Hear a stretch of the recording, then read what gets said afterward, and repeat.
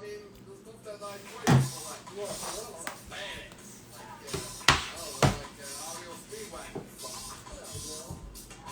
yo, I know this dude, right? Carl, he wore tight blue sweats, but wasn't included too tight. All he had upstairs is a crude light. You think that's weird? He lived next door to a food fight.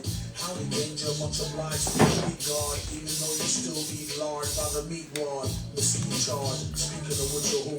Voice all squeaky like they tuned up a picture crew. A chunk of burnt up witches brew. Picture crew. See if they can't get past the stench of the stew. It stank like a septic tank full of pig poop.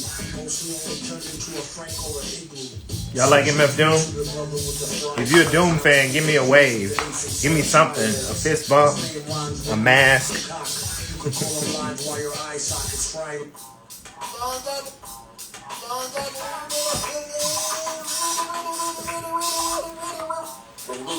Alright, let's get this started. What's up, Century? Black Collectors Gallery. Y'all know how we do. Doom all day, every day. Hi, welcome. Thank you all for coming out, showing up. This is our first Chopping It Up with MoAD we did one with Adrian Miller. The first of 2021 was our Chopping It Up with Adrian Miller, our brilliant scholar friend who continues to expand the Black food canon. This week, I'm so excited to have Amethyst Ganaway. I've been kind of tracking Amethyst's work for a while and just feel like she's bringing some excitement and a really needed viewpoint to this food movement. So if you don't know who I am, my name is Bryant Terry, and I am an author. My work started as a grassroots food activist, and I always carry that spirit with everything I do. I'm chef in residence at MoAD, the Museum of the African Diaspora in San Francisco. And what that means is that I create public programming at the intersection of food, health, art, culture, and the African diaspora, and really inviting everyone in to be a part of that conversation. In lieu of in-person programming during the shelter in place, we started this Chopping It Up with MoAD series. And so that's how we've been connecting with folks and allowing you to meet a lot of these brilliant chefs and scholars and activists and farmers and people throughout the diaspora who are doing some really important work. What are you eating on, my brother? Lentil soup. I'm eating some lentil soup that my wife made earlier. Black Collectors Gallery. So I want to introduce Amethyst. Before I read her short bio, I want to give a big shout out to Kaiser Permanente, who has underwritten my residency since it started in 2015. Thank you, Kaiser. And they continue to support this work. I'm glad that we found a funder who's in alignment with our values and understands the role that a fine art museum can play in public education, political education, really bringing people into these important conversations and using this space as a site for talking about Blackness beyond just art. So let's talk about Amethyst. For over a decade, Amethyst has been working her way through the food and beverage industry while earning her BA at the University of South Carolina. The North Charleston native began her career in restaurants as a server and a cashier. Amethyst's resume now includes recipe development, catering, and food writing. So far, she has been published in Eater, Food and Wine, Plate Magazine, and the Post and Courier. In 2020, she was awarded the Les Dames Internationale Legacy Culinary Award. Wow. That's good stuff. So let's invite Amethyst in. Doop. Doop.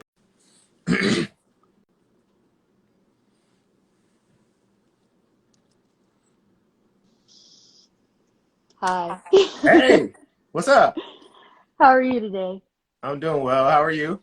Good. Where Good. are you IGing in from? My kitchen in Albuquerque. In Albuquerque. Okay. Albuquerque, New Mexico, yeah. So I think I assume, and a lot of people might assume, that you're still on the East Coast in Charleston, Yeah. but you're in Albuquerque. How's that been for you? It's been cool. It's honestly, it's a lot different. This is as far west as I've ever even like traveled. So obviously completely different landscape. No water really. I mean, we got the Rio, but no water, no um greenery really around me. So but it's beautiful in its own way, and in a way, I find a lot of similarities of the Southwest, really similar to like Southern culture back home. Hmm. So it's a bigger city, but it feels like everybody knows each other. You see grannies in the grocery store, and it's like having a granny at home in a grocery store, So, and just a lot of the ways, like communal ways of living and stuff like that, are really similar. So it's different, but it's a good different. No doubt. How are people? Yeah. I've seen you out and about at the food co-op and making the essential runs. Are people taking this pandemic seriously? Are folks covering their mouths? Are they Oh like yeah, on point man. down in Albuquerque? New Mexico is we actually opened up, of course, like every place else, pretty much right before Valentine's Day. But we're actually, I think most of the counties in the state are either green or yellow. So we're like below 500 cases a day statewide.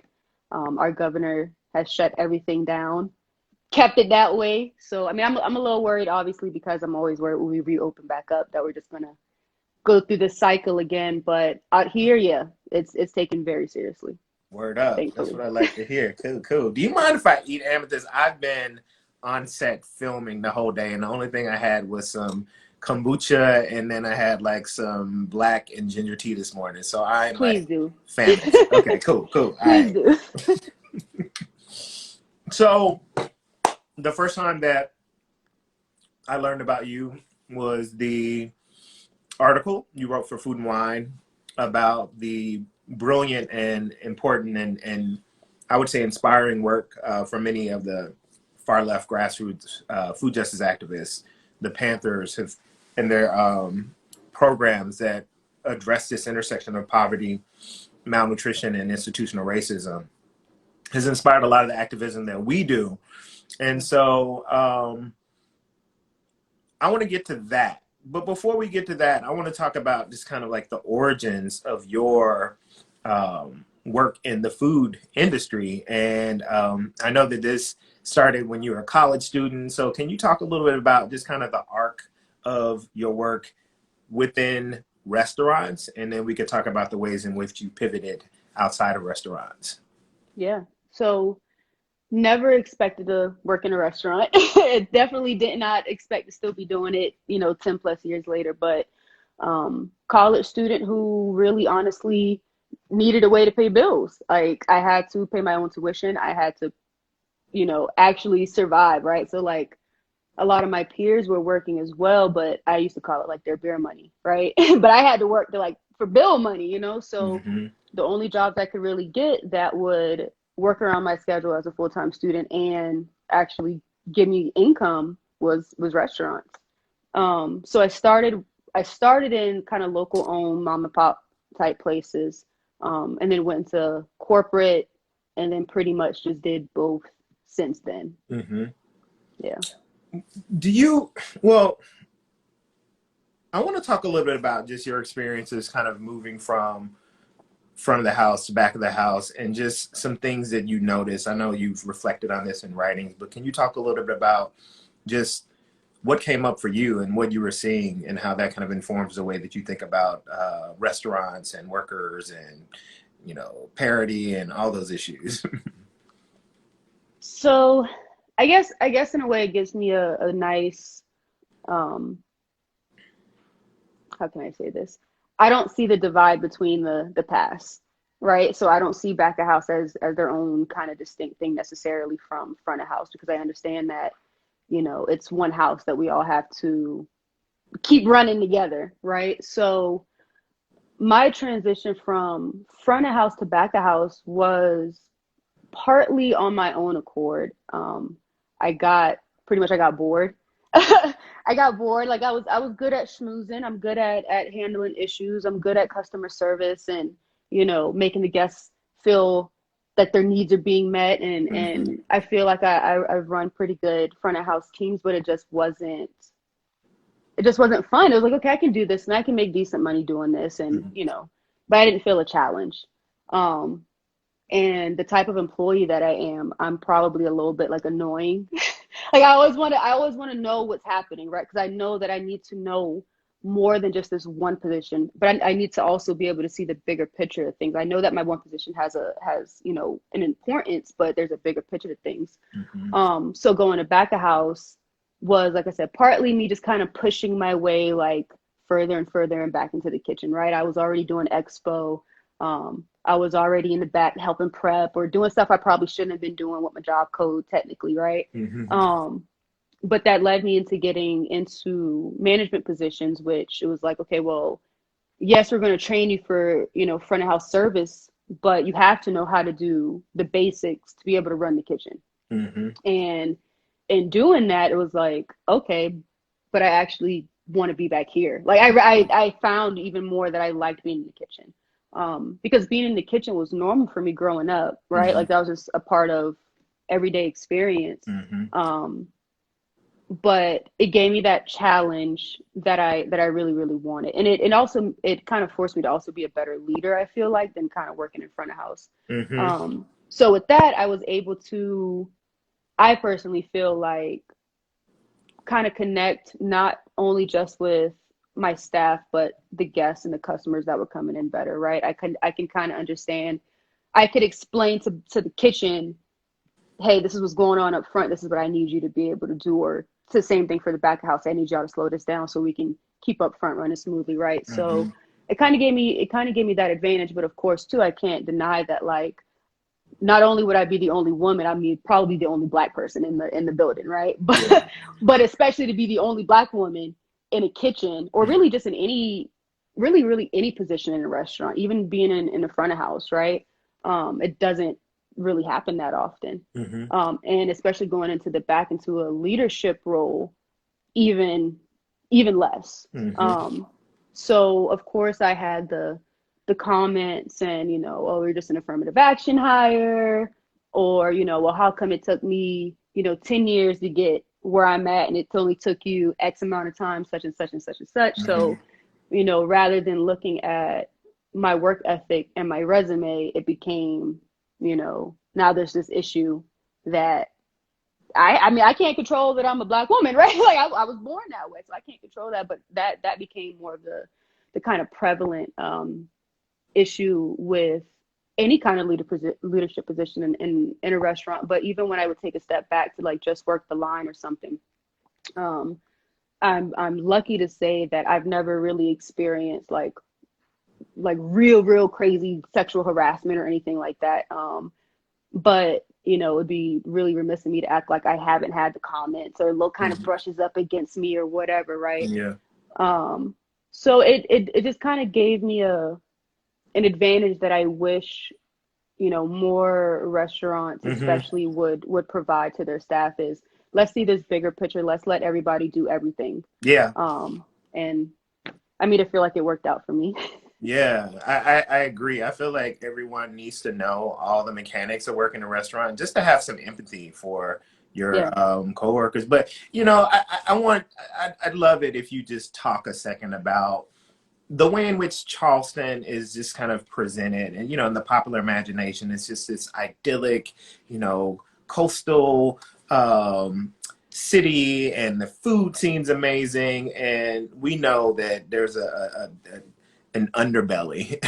And I'd love if you could just talk about the kind of social and racial stratification, the ways in which you may have personally experienced, I'm assuming some very subtle forms of racial aggression, but I would imagine that you had some moments of like some straight up in your face blatant racism. I could be wrong, but I'm from the South too, so I know how folks can get down. So let's just talk about Charleston for a second, and just the experience that you and I imagine many Black people may have. And I do want to throw this in, and I wonder if you have some thoughts about the ways in which colorism may play into your ascendancy within like that world Yeah. locally, and just the way in which you know, darker skinned Black women may not be invited or have the same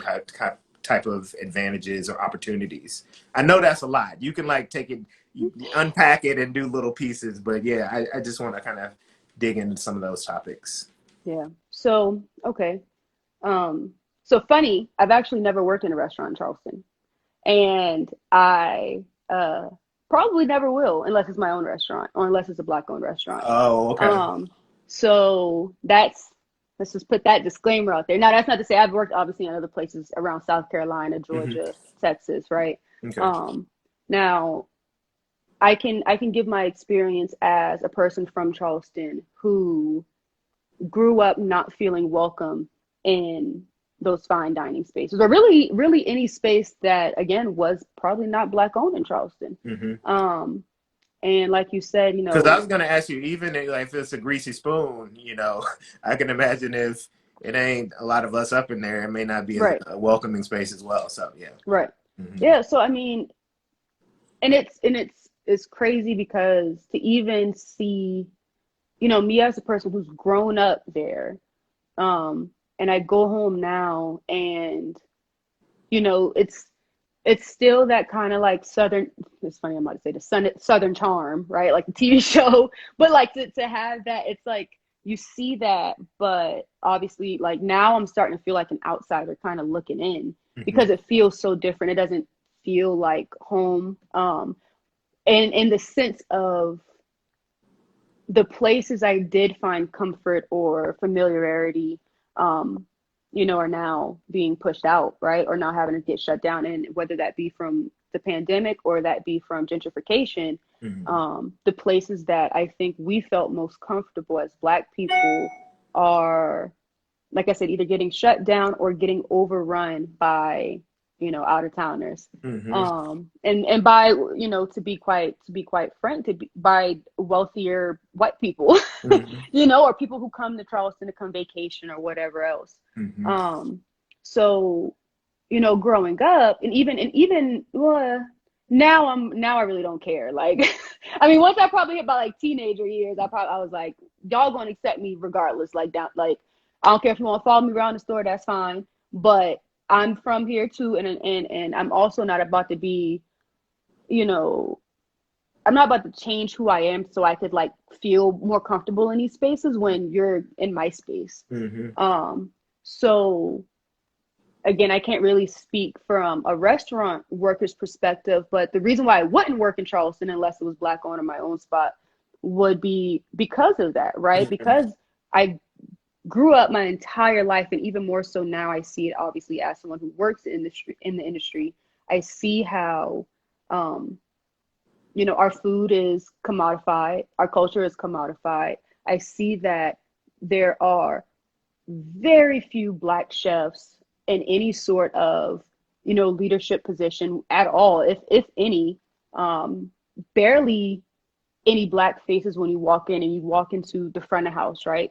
Might not, you probably won't even see anybody depending on where you're going at. Hmm. Um, and even less probably in the back of house, and those guys probably aren't getting paid that well, and they probably don't have opportunities to move up, Hmm. right? So, I see a lot of delicious food getting put out, but I don't even want to go home and even try to go to those places because I know of these other things, and because I know that people at home still don't feel comfortable in those spaces, Hmm. even though our food is on their menu. You know what Yeah. I mean? Or our words are on their menus. Yeah. Yeah. Um, and I've absolutely experienced straight up just, like I said, of course, from my own staff and from, people in positions higher than me, again, where it's just like, you know, if you weren't Black, you probably wouldn't have gotten that job. And it's just like, all right, bruh.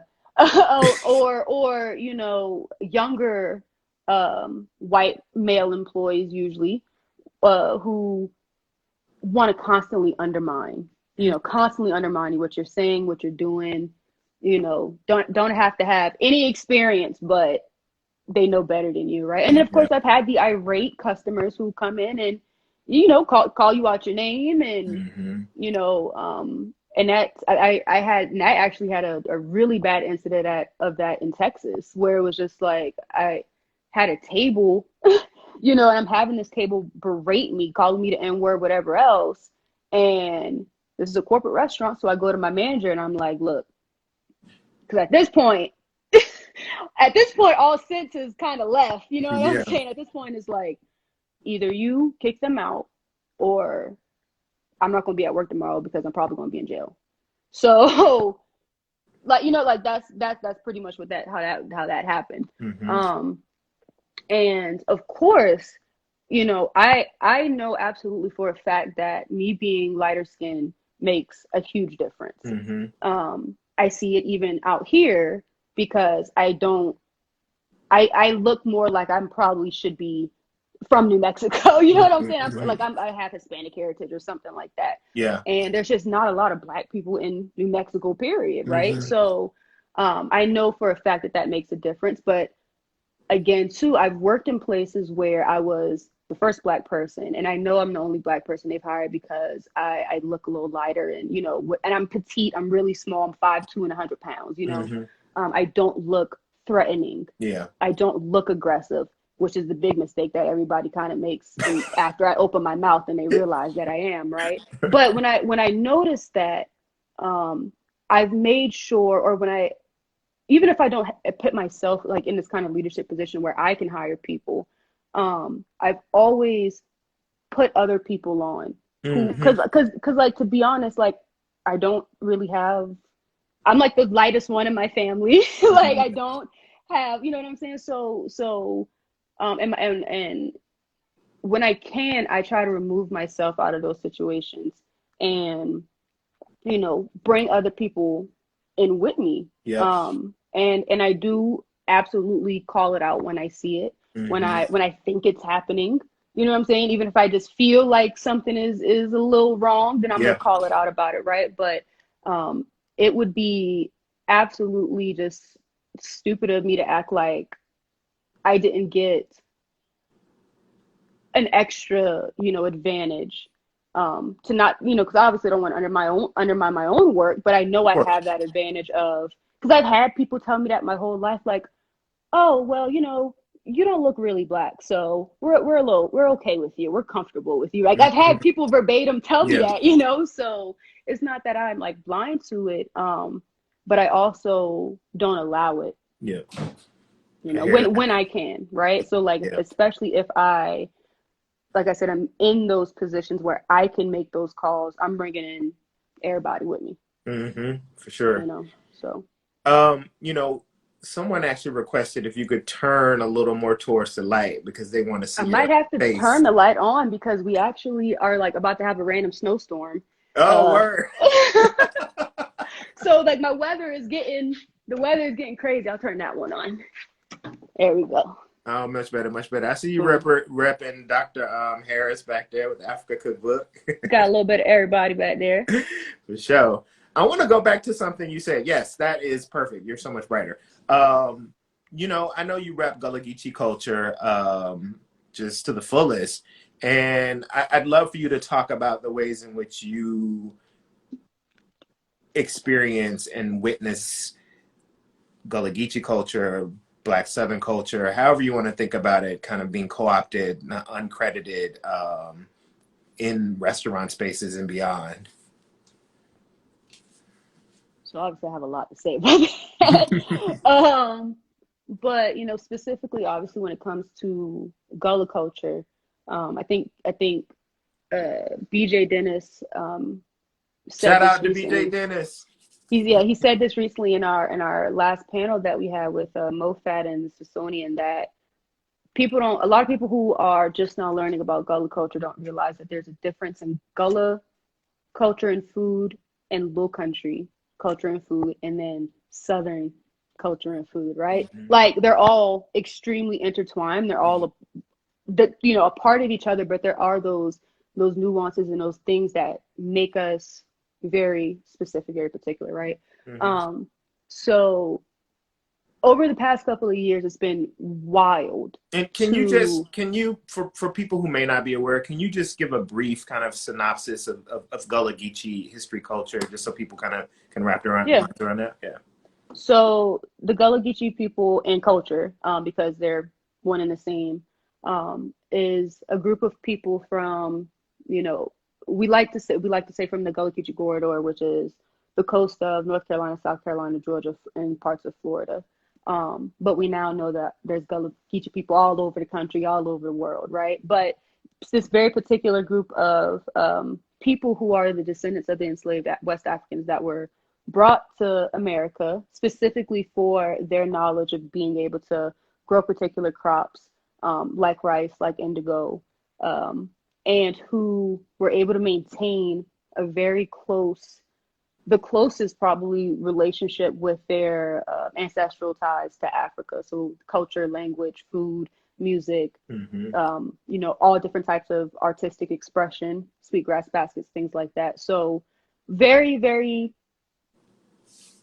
it's a smaller community now, but, you know, I like to think of it as that if you are an African American, somewhere down your line, you probably got a Gullah Geechee relative, because 40% of the slaves that were brought directly into America were brought to those rice coasts to specifically, you know, grow those crops. And then even more so, those same people had to stop first in the Caribbean and Central and South America and Brazil, and then they might have been brought to, you know, Louisiana, Mississippi, Alabama, and wherever else to again grow those crops. So I say all that to say, you know, when you talk about Black Southern food, or really not even Black Southern food, we talk about Southern food, period.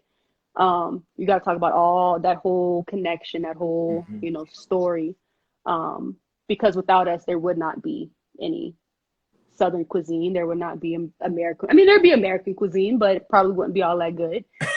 You know, might not be all that good. So, you know, and to be even a little bit more specific, Gullah Geechee people were really closed off from a lot of mainstream society for a really, really, really, really long time, which is how we were able to keep those connections. So with that being said, it's been weird over, you know, the course of my own life, to see the food be represented outside of those Gullah Geechee areas. And specifically in places like Charleston and Savannah, where our food is kind of more immediately known, right?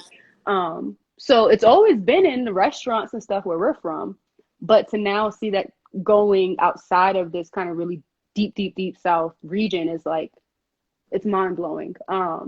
You know, and a part of me loves it. A part of me is a part of that happening now. Obviously, I'm not the first to do it, won't be the last, but mostly I'm extremely protective and I don't like it. You know, truthfully, because you know, going back to the earlier part of the conversation where we don't have many restaurants, we don't have homes, you know what I'm saying? We don't even have neighborhoods hardly anymore. And this is not just a Charleston specific thing. This is a Southern Black issue, right? Or really an issue for the entire country. But when we talk about the South specifically, like that's an issue, right? So it's a little jarring to see, you know, I'll just use Hoppin' John, for example, on somebody's menu in like Arkansas or something. And I've never been to Arkansas. I've been through Arkansas, but making an assumption, somebody got it in Arkansas or like, you know, West Virginia or something like that. And it's like peas and rice. And I've noticed now that when any of us become outspoken about that, there's always those people who kind of want to finger wag at you, right? And tell you that you're wrong and that no. And it's like, but that is a very specific thing, and give credit where credit is due, because our culture is getting not erased because we're not going to go anywhere, right? But it does start to get a little whitewashed, and it does start to get rewritten as so many other things in our culture have been done. So again, when we talk about Gullah food, when we talk about Low Country food, when we talk about Southern food, that's the base of what American cuisine is, and there's no way that you can deny it. You know, I feel like these days a lot of people are trying to do a lot of things, and sometimes I'm like, you know, you're good at this, but I don't know how good you are at that. I feel like you're one of the rare people who is good at a lot of things. You know, you're a great writer. I think that, you know, I haven't eaten your food, but just I see your eye towards food, and I love Thank just you. the kind of like simplicity that much of your food has that I've seen. And I'm wondering if you could talk about, and I'm imagining part of this came about, you know, because you wanted to have more of an ability to talk about some of these issues that you've been thinking about, and wanting to kind of like be a more part of this kind of public discourse. But can you talk about your interest in writing, and why you pivoted into that space, and what that kind of budding career has looked like?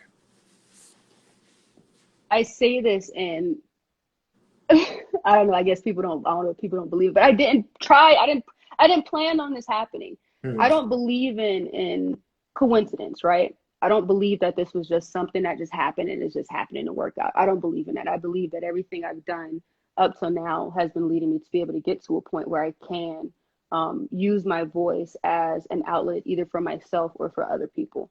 Um, and you know, I'm obviously a very opinionated person. um, and you know, I use social media sometimes as a way to just kind of get a lot of those random, you know, thoughts or whatever in my head. Because I forget that other people are there, right? Like I forget that there's thousands of people out in the world, in the internet world, that will somehow somebody, the right person is gonna see that, see whatever that comment is that you made, and you know, next thing you know, now you're viral or whatever. Um, but I didn't plan it. I just had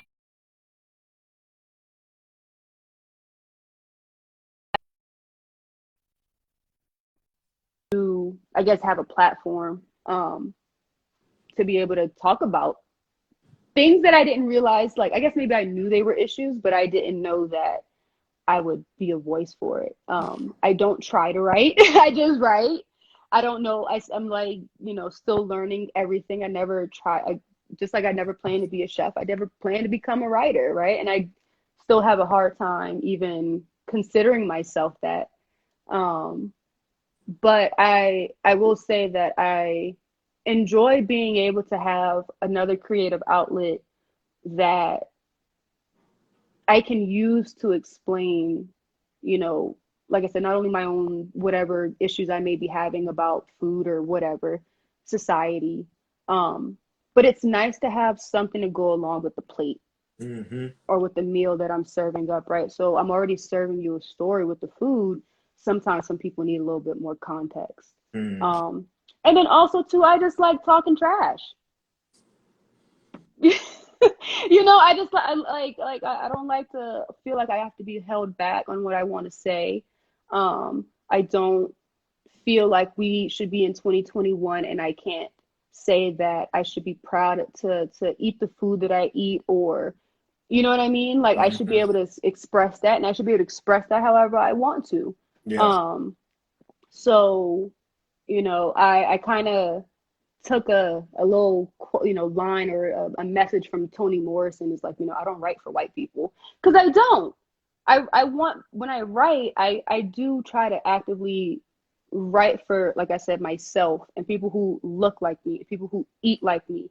And I want my grandma to be able to read the articles and things that I write and find herself in it and to be able to understand it. And Hmm. I want my little cousins to be able to do the same thing, and whoever else, right? I want everybody to be able to find themselves in it. But um, I don't know how this happened. It did though, and I'm here.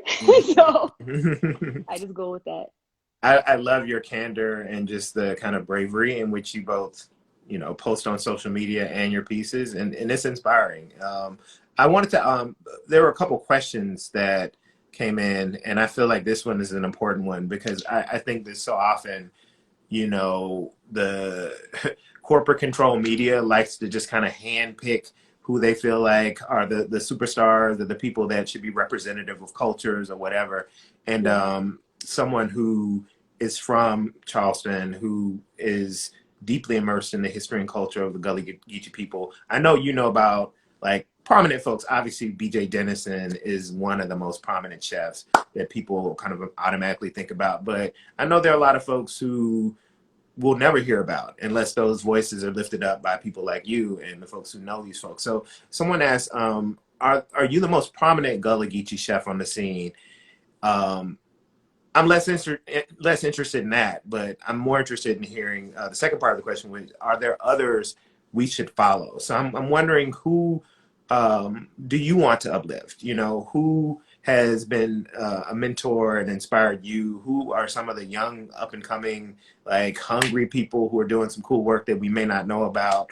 Let the people know. So I'm gonna start this by saying, because I agree that, you know, corporate media definitely likes to pick people, and I've had to start letting people know that I don't consider myself a Gullah Geechee chef.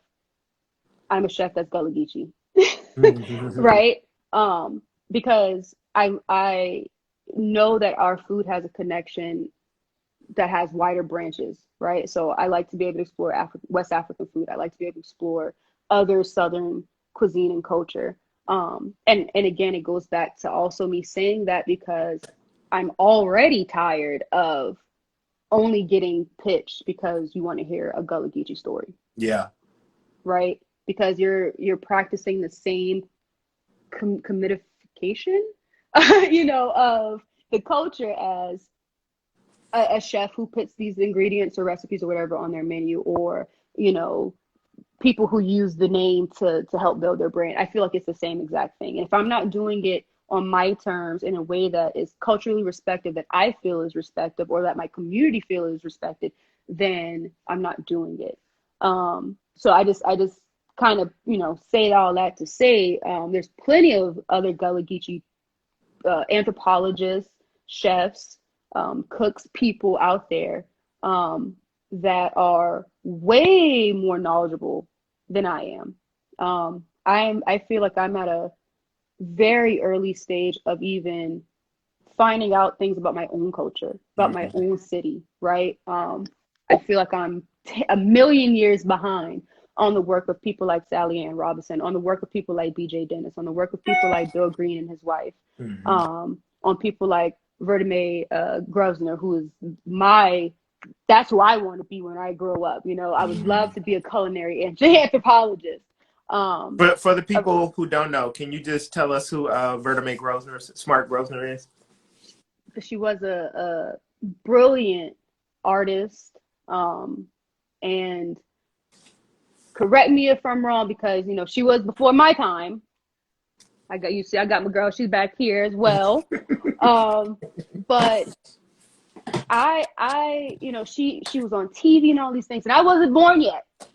Okay, so, you know, she's not someone I even found out about really honestly until maybe like 5-6 years ago, truthfully. And that's just me kind of, again, going on my own journey and finding people. But she's probably the person that I feel most connected to. She wrote beautifully. She was so just in tune, not only with her own culture, not only just with Gullah Geechee culture, but with other Black people and their cultures. And she wrote about us and spoke about us in a way that was like poetry for me, right? And I love poetry, to where it spoke more to my soul than just to my intellect, right? Like, yes, I'm learning from this, I'm getting the recipes and whatever else, but I feel what she's writing. This is like a person I felt moved by. And she was so in tune with her work. And I think that you can see it.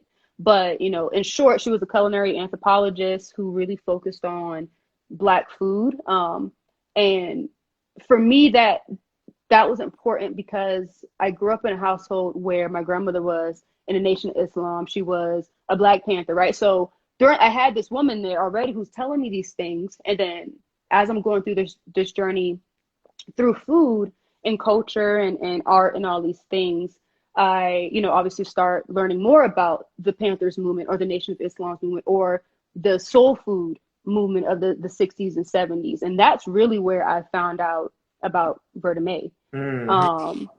So, that kind of whole time frame of reclaiming our food, reclaiming our ingredients and our culture and being proud of it. Maybe back then it was low. They still had some things to work out, but she really grew around that time. So like with her and like Zora Neale Hurston, I look towards their works to go deeper than the food and just like what's kind of put right there in front of you. So yeah, that's my, I don't know, love story for Vernon Hayes, Mark Grosvenor, pretty much. Yeah. But yeah, so there's plenty of people, if you go to anywhere in the Lone Country, and a lot of honestly, a lot of resources and people, to be honest, I can't speak to, because I don't know Gullah chefs in places like Savannah or Jacksonville or North Carolina. I can only speak from my very, very, very small, circle of Charleston and North Charleston and the Tri-County area of South Carolina. But even just that little area, there's, for me, you gotta go to those places and be in the community. And those are the best people to learn from. If you want to learn about the culture, if you want to learn about the food, you got to go there, and you got to go to the people that live that every day and have been living it. So yeah. You talked about Hoppin' John earlier. Would you say is there kind of a universal or ubiquitous dish or cooking technique that I think has been incorporated into like the universal kitchen that's inherently at its core like Gullah Geechee? I mean, Hoppin' John, but when we talk about Hoppin' John, you got to talk about rice. Tell us more. Talk about just it. straight Tell up us. rice, right? Like, so, again, we were brought here specifically from the rice coast of Africa to the rice coast of America to grow this crop. And again, I'm going to, go back to BJ saying, we grew rice in Africa, a very particular type of rice. There's two major families of rice. One is Asian rice, one is African rice. And we grew this rice very specifically for a very long time. It was sacred. It was something that we learned to cultivate and to cultivate better than anyone else could, to have high yield and all these things. So we were specifically brought to America to do that. And which I think it's important for you to continue to underscore that, because even in 2021, people don't know that there wasn't just some random like picking of actors. Like these were skilled artisans who were brought for their specific skill set. So I'm glad knowledge. Yeah. And BJ said, again, going back to BJ said, people look at cotton and get upset. And it's like, no, you should look at rice and get upset. Right? Rice plantations were, and I'm telling this as a person who's obviously never had to live on a plantation or be, enslaved, but to be from the Low Country in modern times, you're talking about bugs and mosquitoes and humidity and whatever else. We're talking about hundreds of years ago when there's no modern medicine, no air conditioning, no nothing. We got malaria, we got dysentery, whatever else. Then you have, on top of just nature whipping your tail, essentially, you got people doing the same thing too, right? And rice is very hard to grow. You're growing this in murky, muddy water, and it's hard to cultivate and get ready to actually be able to eat. So it was hard labor, and we're talking about, insane death rates of people who, like I said, brought here to grow this, and we made America rich.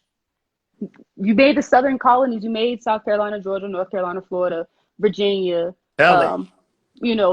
Alabama, Louisiana, Mississippi. All of that was made rich because of people who could grow indigo, rice, and other crops. So when we talk about rice dishes that are specifically purlus, these one pot rice dishes that have other ingredients in them, they're cooked together, that is very, very Gullah Geechee, Low Country, West African, because it would be really, you know, I can't say it's just Gullah Geechee Low Country, because obviously you got dishes like jambalaya and whatever else from, you know, Louisiana, but same culture, essentially, you know, just a couple states apart. So for me, a lot of rice dishes, a lot of dishes that involve cowpeas, again, very similar story to rice. When you see things like okra, of course, I talk about okra soup all the time. I've never seen that on menus until recently, unless it was a Black-owned restaurant in, like I said, in some place that was specifically Gullah Geechee, right? Or African. That's the only other place I see okra soup, is if you go to an African restaurant. So there are some very specific ingredients. You know, another one I'm seeing now on menus randomly is bene seed. I know, it's like you know, and I get it, because people just want to easily change that out with regular sesame, but then they don't want to tell the story of why bene and not sesame seed, right? So there's quite a lot. Listen, Amethyst, it is Friday. I want to let you get to your weekend. I'm exhausted. I'm ready to do something to chill my body out. So one thing that I do at the end of these conversations is a lightning round. And I'm simply going to throw some words out, and then you'll just say whatever comes to mind, a word or a phrase. Don't let this be. Please don't let me say no bad words. Go ahead. So we'll start. Shout out to Crystal Mack. What's up, Crystal? What's up to all the people? Shout out to Amanda Yee, my amazing and brilliant number 2. So we're gonna start easy. Free breakfast for children. Free breakfast for children. Black Panthers. All right. Grits. The best. Red cup. Liquor. Back of the house. Hot. North Charleston. Home. That's it. Home. Word up. Amethyst, thank you so much. It's always great to connect with you, learn more about you, learn from you. I learned a lot on this conversation, and I want you to know that, you know, MoAD is here for you. When you can travel, we can safely do events. We definitely want to do something with you and other folks. I'd love to do something with you and BJ and whomever else. We can, the sister, the elder that BJ recently helped get the book deal. I'm like, we need to do an event celebrating this elder. So, you know, let's circle back that. We want to bring South Carolina. We want to bring the Gullah Geechee culture to the West Coast. So let's figure that out. All right.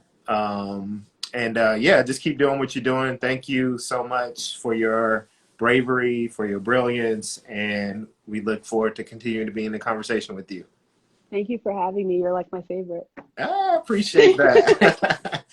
Thank you all. You got a lot of fans on here. I'm going to say, like, you got hella, just the people are here for you. And they show out every time.